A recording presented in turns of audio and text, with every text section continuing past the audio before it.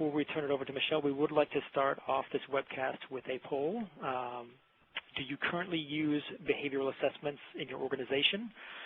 Responses yes, no, and not sure. And we'll give everybody a couple of minutes to respond here while we're setting this up.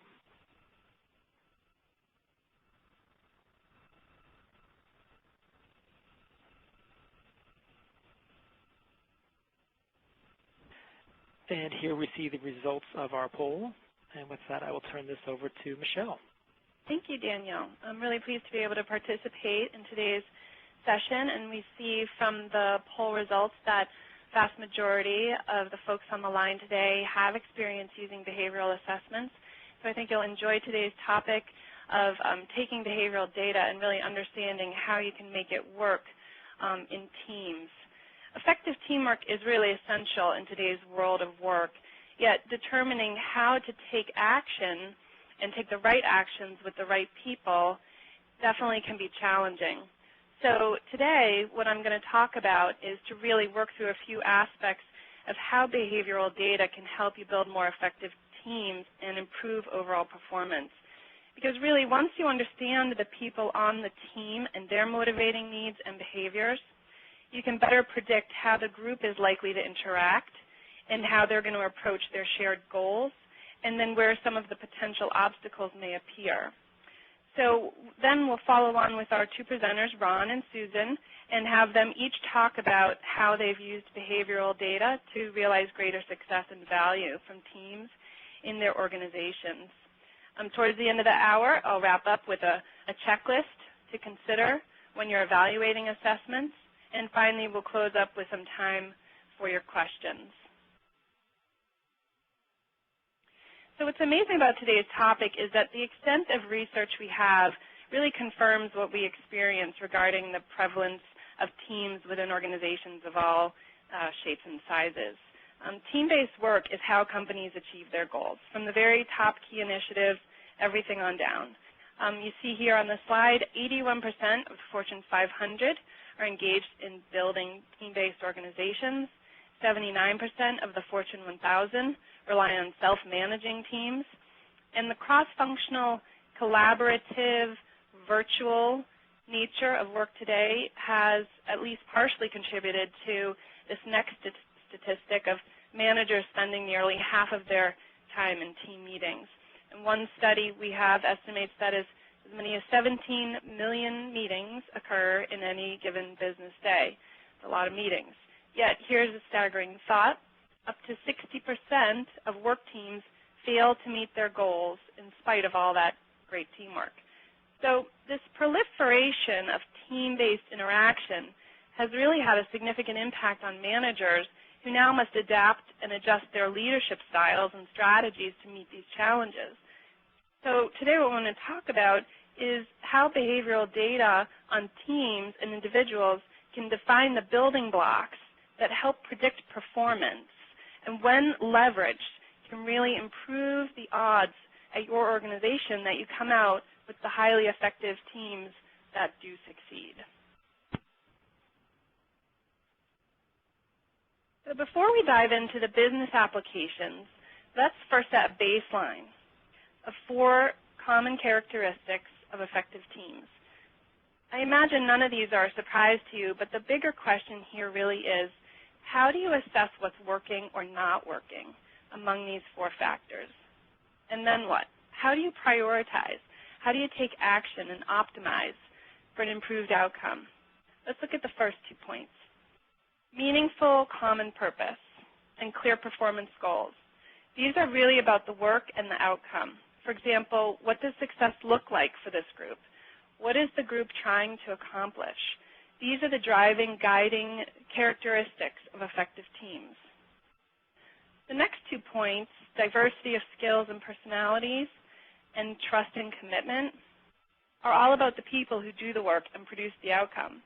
So fully 50% of the components that define team effectiveness, according to Harvard Business Review, are related to the mix of motivating needs and behaviors brought together by the individuals making up any given team. And a team without trust is not going to rely on each other. And without a shared sense of reliance, that team will continue to struggle with the first 2 points around purpose and goals. So behavioral insights really give an edge to those who apply predictive data and use it to build a roadmap for addressing the gaps on a team with laser focus, and then outline the best path forward. Think for a minute about a team you've been on, where you felt maybe an individual on that team could have contributed so much more, but something was standing in their way. I think we've all probably been on a team at some point that was something a bit shy of perfect, yet it can be a little hard to put your finger on the root cause of the issue. So here's a list of 8 challenges that can undermine a team's performance. And all of these really relate to the needs of one or more individuals not being met.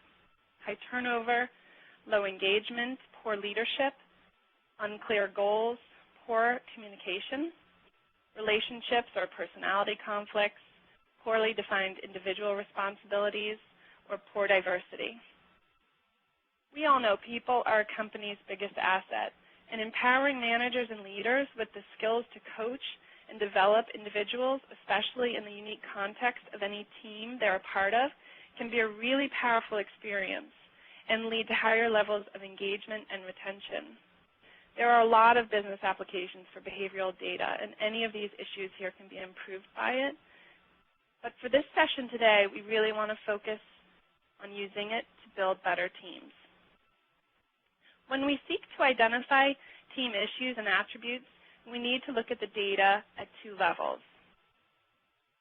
The individual views and styles on the left are core to what a person brings to any team that he or she is a part of.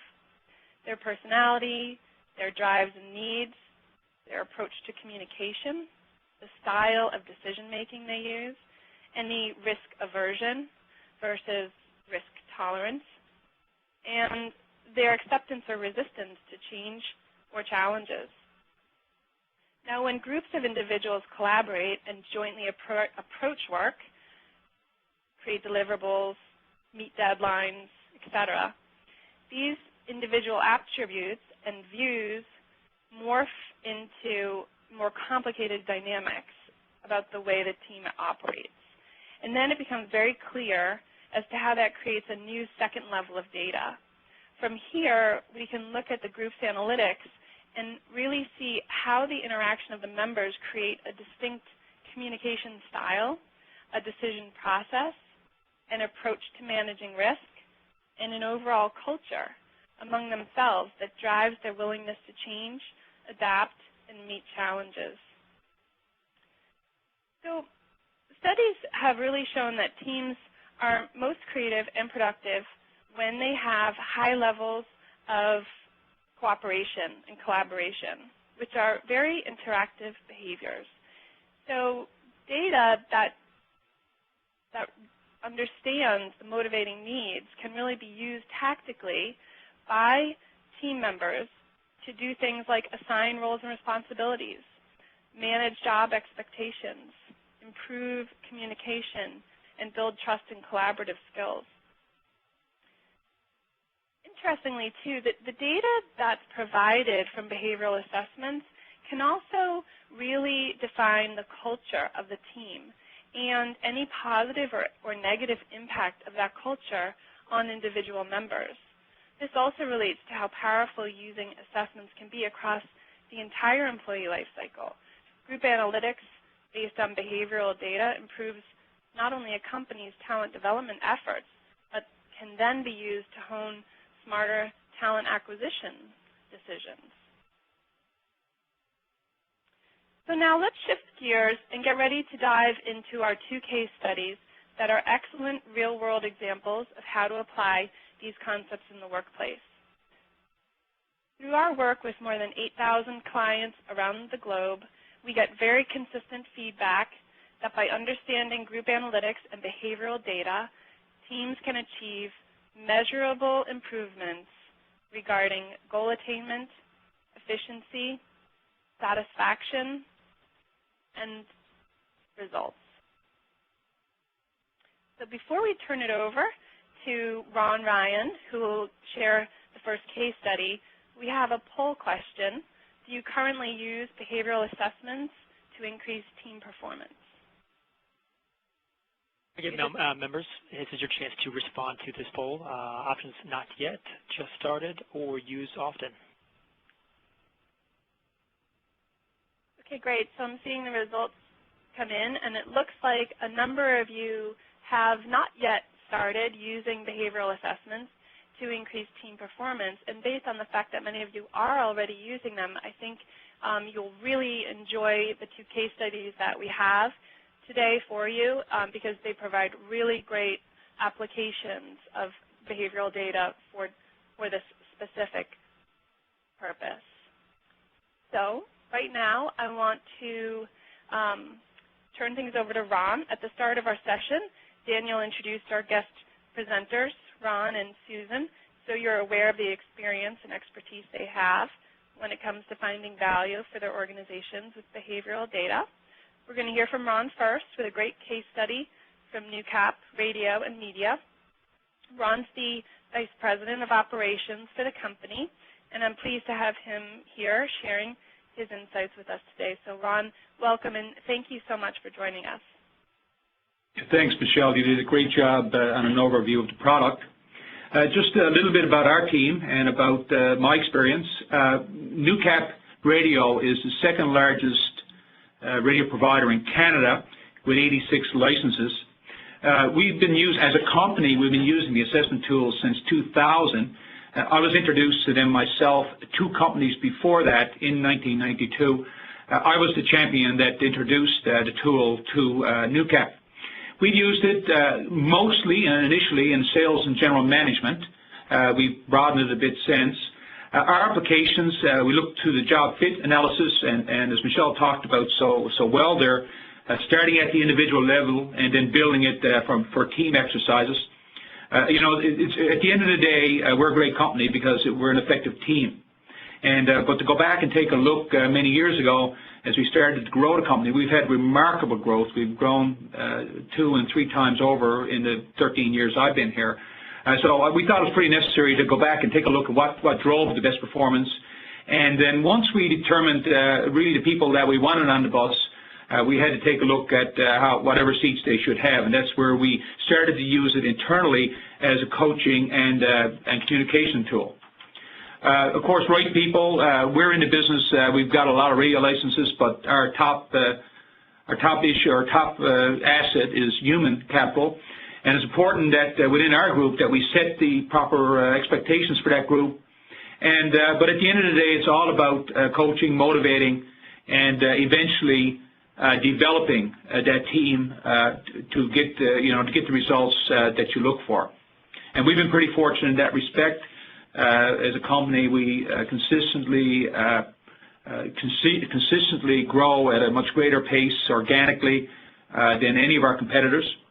And I believe, and myself, a great part of that is because of the tools that we use to manage the business and to manage the people.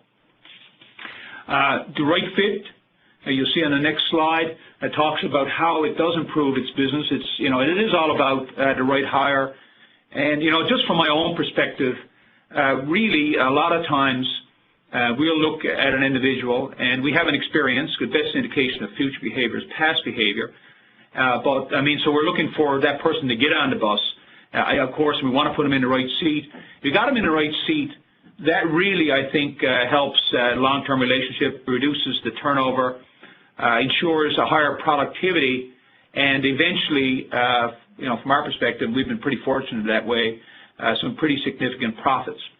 But again, you got to go back to the building block, which is the person, and of course, as we all talk that term, but it's so true, human capital. One of the exercises that I'm going to talk about today is an exercise that I got involved with David Osborne, who is our local representative. He's a great guy, and he walks me through, because you're going to have the tools, but if you don't use the tools properly, you only use them at 10 or 15% of what they can do. Really, it's a lot of waste. So he's been a pretty good guy driving me along this particular road.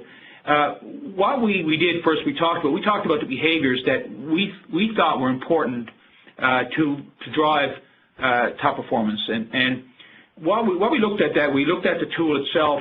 What was necessary? Where do we want those? What do we want that profile to look at? And so we went to the people that were the best models inside the company, and some people that weren't, because we always have to test. And also to, in this particular case, the RSMs, retail sales managers, GSMs, the general managers. And we always found that really the best way to get a good read on it was to get as many people as possible to get involved in the construction of that job pro, and really encourage a lot of dialogue and a lot of times a lot of debate. And then really once we had that profile in front of us, we really kind of looked at the individuals and we looked at their fit and looked at the gap and really talked about how you manage that. And of course you can do that on your one-on-one coaching sessions. You can do it through your annual reviews. But I think it's pretty important that, I think that really what the tool does is opens up a lot of communication, really fosters communications inside the group. And, once you get doing that, I think it really helps you really understand the people that you work with. And as Michelle did so well in the first couple of slides, we talked about how you build a team that you want to do. Moving forward, when you talk about our first step with respect to the job analysis, we looked at it, and you can see, as anybody that's familiar with the tool, it's a persuasive sales management.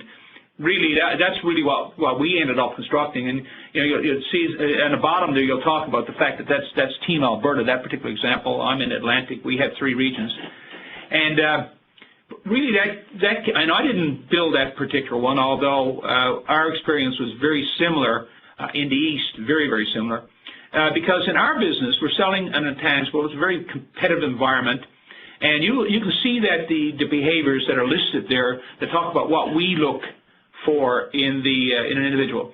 That's not saying that everybody that's successful on our team has that particular profile. Any successful team is made up of a combination of different profiles, and not unlike a great hockey team like the Montreal Canadiens is. But it is a bunch of characters, but that's basically the form that we go to look for. Next, we looked at once we had it, and we had that. The second thing that we consider is the group. How does that profile, and we're looking for that bunch of behaviors. How does that impact on the team as a whole? Recognizing that NewCap is just not an outside sales team or an external sales team. It's a group of people that traffic for the company and handle promotions for the company and work on air with the company. So there's a great need for that group that we talked about to work in and interface with a lot of different people that have a lot of different profiles. And I can't really, I can't stress that well enough. And, because one of the things that it's taught me, I'm a high A, really is, I've toned down quite a bit because I look to the profiles of the people that I'm dealing with, either the direct reports or people that I deal with inside the stations in each of the departments as well. So, and that, it's helped me, it's helped the team, I think. This is a great way to take that check in the morning as you walk in over the doorstep of the building. Going forward, when our particular example, we looked at the 3 teams that we talked about in Atlantic, in Central, and in Alberta. And then broke down inside of those teams. We have hubs where we've hubbed the operations, so we'll have 5 and 6 or 8 or whatever it is teams report into one hub. And at that time, and we were going through, we had instances where we had we have measurements inside of our business. We know it's called TRAM, how our performance is relative to the market.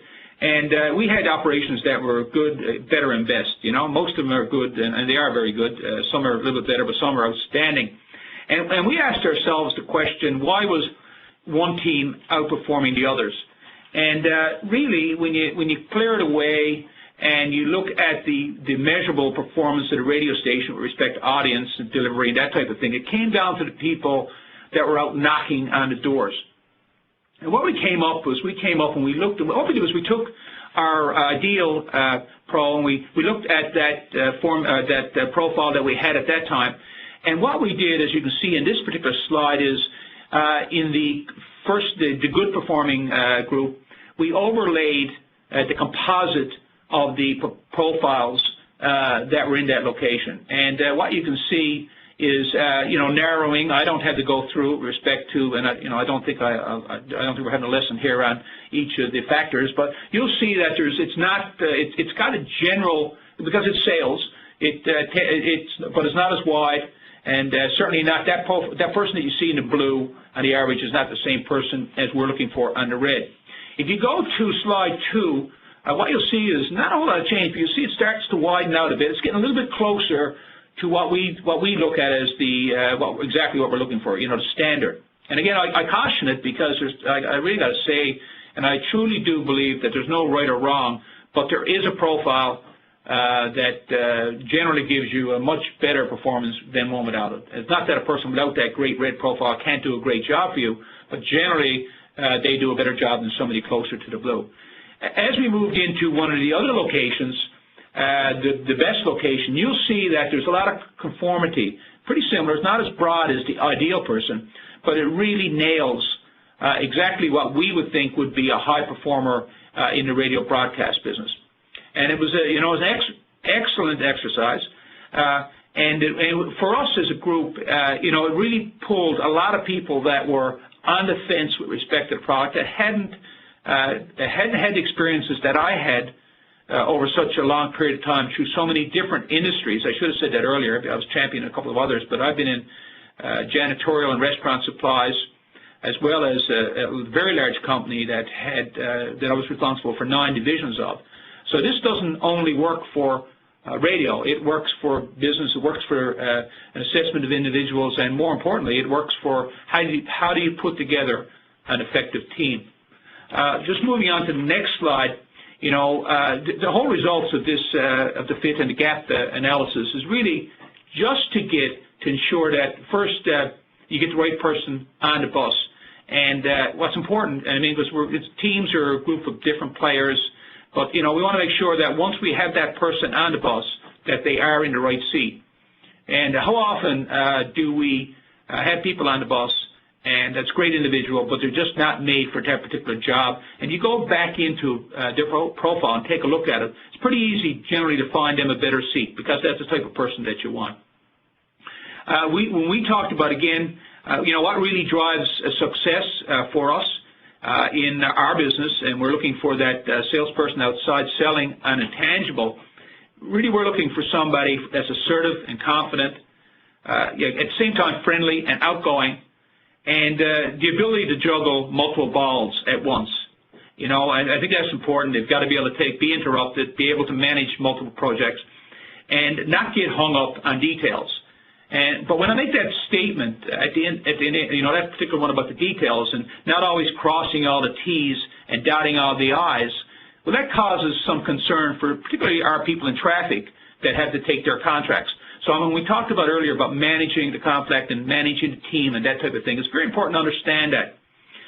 But the result for us as NewCap is that we have a very productive team that consistently outpaces the industry with respect to organic growth. And I say that because in our business, you can acquire a license or you can build a new station. What we're talking about is, I guess for want of another term, same-store sales year over year. In closing, PI to me as a tool, allows me, I guess, and I really kind of had to think about this particular slide, but it allows me to coach the thoroughbred successfully.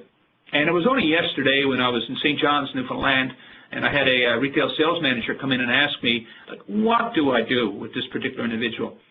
And I was fortunate enough that I had the comment we're talking about, the salesperson we're talking about, I had dealt with that person for many years. It helps you walk through that process. You've got to be able to also as well, when you identify gaps, shortcomings from an ideal in an individual, this allows you really to work with, motivate, and coach that person through those shortcomings. It's important, obviously, the team and the individual communication as a group. I can't And the dialogue that comes from these, using the tool fosters trust. And at the end of the day, if you've got trust, and I think Michelle talked about it earlier, that's the foundation of the successful group. If you don't have trust, you don't have anything. And finally, and one of the side benefits of it is to anticipate and manage conflict, because we all have to do that in our organization. It's all important that we do it as well as we can. So anyway, that's it from here, Michelle. Great, thank you so much, Ron. That was an amazing case study. Your visuals really help tell the story of how data helps diagnose and lead you to the modifications that can leverage the strengths. And when you meet people at their strengths and really work with them to figure out the best roles and responsibilities, it really does have a very positive outcome. Thank you again. For our second case study today, Susan from REMI International brings some great examples of behavioral data in action. Susan is the Director of Talent Acquisition and Management, and I'm pleased to welcome her to the webinar. Susan, thank you so much for joining us today and sharing your insights with the group. Thank you. We are a global rotating electrical supplier, and we currently operate in over 10 countries, so any type of assessment program we wanted to build needed to be something that could be globally used and based with information that was going to be fair and responsive to all of our employees. Some of the problems that REMI has faced is when we were designated into an automotive company, and with 100 years of tradition in that, there's a lot of preconceived concept, ingrained thought process that is, one, kind of hard to overcome when you're trying to introduce new items and new ways of doing things. The other item is both a positive and a negative in that we were an entrepreneurial management style of company, which is great in a lot of areas. People have the autonomy to do what they need to do. They have the autonomy to build their teams. It's about getting the projects done. We're a mostly flat organization, and so everyone has that impact in our initiatives. Where that actually has a problem is in the use of talent acquisition or talent management, in that people are moving ahead, doing their things, working on their projects, getting their initiatives done, but they're not really focusing on building that concept from the start and building that right team and putting that development program in place. So we did start using assessments about 6 years ago, but they really have caught fire in the past 2 years with our company, and so I'm going to share a few examples of that. First, we absolutely started our process much like Ron did in the selection process. We started using assessments there where managers could get a little bit more used to how assessments could be beneficial into that side. And really in the past year, we've moved that into the talent management and the talent development piece of what REMI does. And what we use our assessments for is really to provide key insight to a decision. We don't use them as a decision maker themselves. They're just one more resource, one more piece of information that helps us really maybe either confirm issues or really kind of hone in on our problem areas. So currently we are using our assessment library in talent acquisition, global team building, communication and collaboration, and management strategies. And I'll go through each of those examples here as we go through. So in talent acquisition, I won't go into a lot of detail on this because Ron did a really nice job, and we use our assessment much in the same way.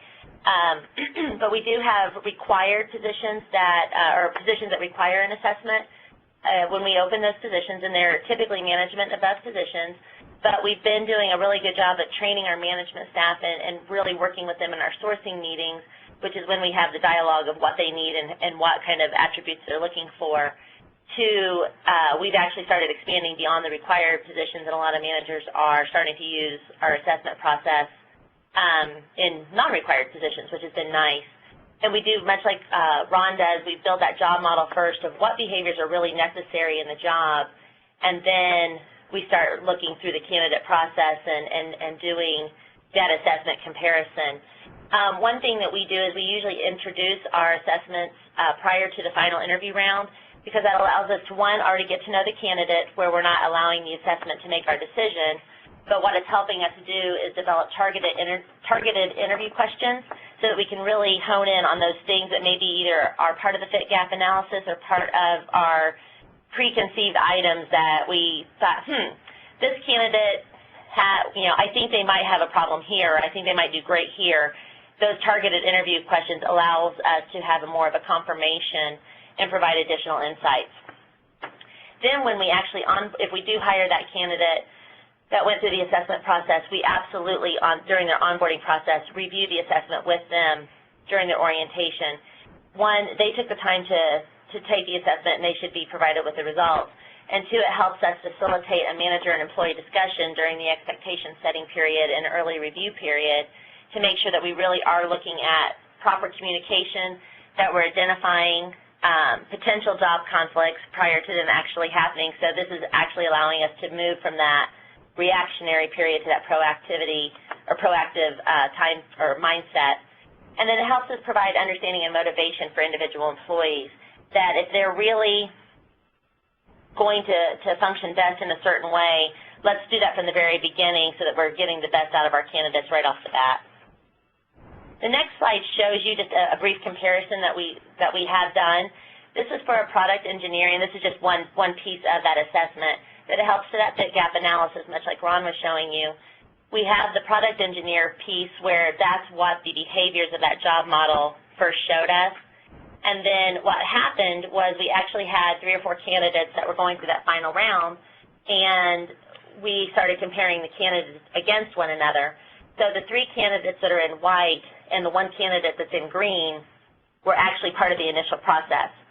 Then we actually opened up more product engineering jobs as the year went along, and were able to we hired the one in yellow and the one in blue, but we were able to compare them against what was the successes and challenges of the candidate that we hired first versus the product engineering job model. So we actually use this to not only maybe compare and contrast the first hire, but maybe then go further down the road that as we hire more people, we can compare them against recent hires to understand maybe where we didn't necessarily vet out everything, or where we should actually look further into something. So it's a nice comparison tool for us. Next, we work on what we've now then merged is we've moved this process into team building. And much like was mentioned at the very beginning, the characteristics of an effective team are common purposes, common performance goals, diversity of skill, and trust and commitment. What our assessment process really helps us do is focus on those last 2 pieces, in that we first take if we are starting a new cross-functional team, or starting a process where we know that we're going to have different people on a team, we will look at their skills, we'll look at their past performance, we'll look at their assessments that they've already taken, and maybe choose a little differently than we have in the past. The next thing we do is, because they are a new team that hasn't necessarily worked together before, we send them through our assessment process again. And what we'll do is we'll first try to get an understanding of the overall behavior and potential absence of behavior on a team. So if we need a proactive team but we don't actually have that behavior, we may need to reassess who the team members are. We also look for motivation and drive of individual team members, because this will help us then understand, are we going to reach our goal? And if we don't have the right motivation for the team or the right drive of the team, we may not be getting that team in the place fast enough or to the place they need to be. We also look for to identify similar and conflicting behaviors, so that, again, we can have that proactive approach that if we're going to have a conflicting piece of our team, maybe we can approach that at the beginning and have an understanding around that to maybe ward off future conflict that might be damaging to the team. And then what we do is we actually pull the whole team together as their initial introduction or their kickoff to what the project they're working on, and we actually discuss with them what the assessment meant, how it is related to us, what our findings are, and then we let them discuss their own opinions and insight, which that actually starts the entire conversation process with the team and really starts getting them to interact with one another. So we have several purposes of the reason that we do this, and we always want to make sure that we do have that diverse team and diverse skill set behind us. So if you'll go to the next slide, this is the slide that we use to start that conversation. So we'll explain to them what all this information actually means, and then we'll just ask them to take a few minutes to look at it and then start discussing their own insights. And people will start talking about, well, it looks like we have a lot of proactivity, or not enough dependability, or enough stable people on the team, or wow, this whole team really tolerates uncertainty, but maybe somebody should be looking at the risk-averse piece of it as opposed to the risk-taking piece. And so they'll start talking about that. Then they'll start talking about their own individual interactions, where across the top where it's 1 through 13, those would actually be employee names. And employee 1 might be saying, wow, with employee 9, no wonder we have that little time where we squared off. We don't have quite, we don't see eye to eye on certain things. It actually also helps us with decision making. It helps us with focus. So there's a lot of things that we get from this team chart, but more than the data that it represents, it actually helps us with that initial team conversation and that initial collaborative effort on the team's part. Next, we use PI in communication and interaction. Where this has really been helpful to us in the past is we had an a sales team, and for each account manager, they were assigned an application engineer. And we found that some of those teams just could not get along. And most of it is because with the application engineer, they are more reserved, they're more technical, and they're more methodical. With your account manager, they're more driven, they're more proactive, and they're not, they kind of skip over the technical detail piece of the work. So what that was creating was just an interaction problem and a conflict problem with them. So first what we did is we took all of the information and actually designed our teams so that they would have the least conflict there, and then we reviewed their communication styles and their conflict styles with one another to make sure that they would have the best working relationship possible, and again, that proactive approach where maybe we could ward off a few of those issues before we got started. The next slide will show you just a little bit of the comparison style. We are able to look at the individuals, see where they fall within the areas of behaviors, and then describe to them what those differences between those areas of behaviors are and how they approach communication. So if you're more of a task-centered person, you're going to be more direct and to the point. You're going to have a telling style. If you're more people-centered, you're going to have more of an inclusive or selling style. And once they understand that, it helps bridge the gap. It doesn't eliminate conflict and it doesn't solve all the problems, but it helps give another piece of information as to why there might be a problem. And then finally, we use PI and other assessments. We actually have a whole assessment library that we use in our leadership development series. And part of it is to assess their current behaviors, part of it is to assess their interactions, and part of it is to assess their decision-making and their problem-solving skills. And so we do what we call the human capital review, and through that process, we finalize who our succession plan should be, as well as we finalize who our high potentials in our company are. And anyone that is named a high potential gets to go through our leadership development program. And the first phase of that leadership development program is they actually go through a series of 3 different assessments, and they focus on those different areas to allow us to take that knowledge and really align the best management program or the best leadership program for them. Sometimes that has been they need more conflict management. They need more communication style. They need more handling difficult questions.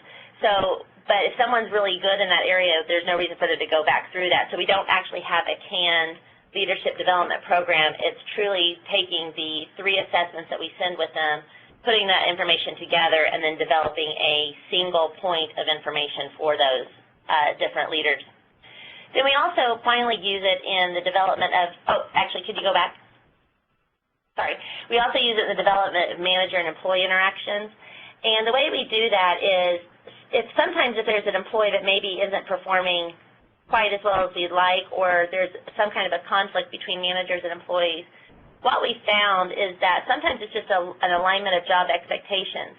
One thing we have done is we've taken a job model and let the manager take the assessment and let the employee take the assessment, and realize that our first problem is that they both have differing expectations. So that then allows us, from a point of information, to go forward on getting the team back aligned. Another point is just conflict resolution, which we kind of discussed earlier in the communication styles. And then just employees' individual and motivational styles really help us get the best out of our employees and helps our managers hone their management skills. So that's kind of our management strategies. So then finally, the results that we've seen is we have had an increased accuracy in executive and management recruiting. We have used our assessment process longer in the talent acquisition side, but we have really seen an accuracy level raised in that area. We have used it. We are seeing a better identification and development of our leadership talent. And this is something that we're really new into and what I think will enhance over the next few years. But really having that library of assessments available to us has helped us tremendously. We do have an increased understanding in global communication and interaction. Each global area has their own cultural and custom pieces that aren't necessarily going to mesh with a U.S. version or a Korean version.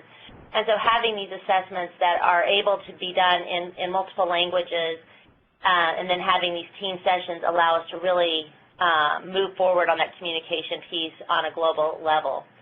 We've seen improved team dynamics and performance, and it's mostly because we have that proactive approach now. We're able to head off some of those problems before they actually arise. And then just an overall identification and resolution of interaction conflicts. Instead of going on what we assume, we actually now have better data to truly identify what the issue is that can be resolved. So I think we've seen a huge result as part of our assessment processes, and it's now really being embraced by all of our management team. So we're really excited about the way assessments are going to help us in the future of talent management. Great. Thank you very much, Susan. Really great examples of how behavioral data can be leveraged not only across the organization, but throughout the employee life cycle to achieve measurable improvements. Thank you. Before we head into our Q&A segment, I'd like to share with you a brief checklist for evaluating personality assessments. There are over 2,000 assessments available in the market, but when choosing one for your organization, there are 8 important parameters to review for. The first 4 are really critical considerations. First, ensure that it is validated, meaning that what it says it tests for, it can mathematically prove that it actually does. Reliability is similarly important in that retest results are predictably stable and consistent. Third, EEOC compliance is necessary when using behavioral data for hiring and selection. EEOC is a U.S. organization, but for those of you listening from other countries or working with global organizations, the takeaway here is that compliance with local governing bodies that monitor hiring guidelines is an important consideration. Similarly, ensuring that an assessment has no adverse impact means that you can be confident it's free from any bias related to age, race, or gender. The next 4 considerations are important in terms of implementation, value, and sustainability. So ease of use aspects, such as a short survey completion time or ease of access and good usability, are essential, as well as how straightforward it is to actually apply the data to your organization's needs and make it actionable. Some assessments you may find come with 20-plus page reports that can just sit in a drawer if it isn't fundamentally actionable by the team's members. And I think that Susan and Ron both did a great job illustrating that point with their case studies. So self-sufficiency is certainly also something to keep in mind in terms of a delivery model, as well as whether you're in the driver's seat with unlimited usage and have developed the expertise to apply the insights to your own unique business applications, as Ron and Susan clearly have, which is ideal, or whether the assessment is based on more of a per-click model, and whether that assessment would continue to have you require a consultant for ongoing interpretation. And last on our checklist today is HRIS integration capability, which for larger organizations can be an important capability related to scalability and automation. Well, in the last 45 minutes or so, we've covered a lot of ground looking at characteristics of teams and the key elements of high-performing teams. We've focused a lot on the critical components of team personality and culture. Heard from Ron and Susan a couple of great examples of how to apply behavioral data to improve team performance and achieve better communication. And I really heard from both of them also the ability to improve trust and how critical that is to achieve a stronger team outcome as a result. So to sum up, behavioral data really can be a valuable asset, can help identify the key difference between a high-performing team and one that's not meeting their goals, and how to hone in on the root cause and really take the guesswork out of how to affect lasting and positive change in your organization.